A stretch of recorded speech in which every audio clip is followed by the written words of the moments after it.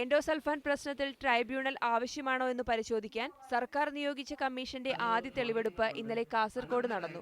ജില്ലയിൽ കൂട്ടക്കൊലയാണ് നടന്നത്. അതിനാൽ കുറ്റക്കാർക്കെതിരെ നടപടിയുണ്ടാവണം. കീടനാശിനി ഉൽപാദകർ, പ്ലാന്റേഷൻ കോർപ്പറേഷൻ, കീടനാശിനി ഉപയോഗിക്കാൻ നിർദ്ദേശം നൽകിയ ശാസ്ത്രജ്ഞർ ഇവർക്കെതിരെ നടപടിയെടുക്കണമെന്ന് സിറ്റിംഗിൽ പങ്കെടുത്തവർ ആവശ്യപ്പെട്ടു.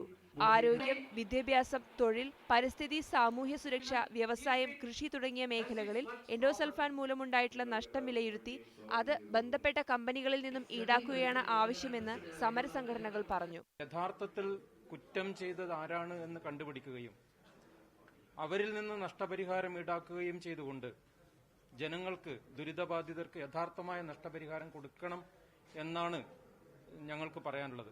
എന്നാൽ ദുരിതമനുഭവിക്കുന്നവർക്ക് നഷ്ടപരിഹാരം നൽകുന്ന കാര്യം മാത്രമേ കമ്മീഷന്റെ പരിഗണനയിലുള്ളൂവെന്ന് കമ്മീഷൻ അംഗം ജസ്റ്റിസ് CN രാമചന്ദ്രൻ നായർ വ്യക്തമാക്കി.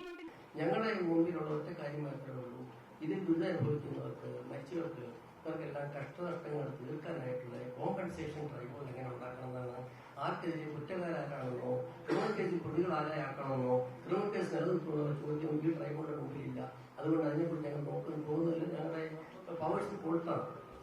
മീഡിയ 1 കാസർകോട്.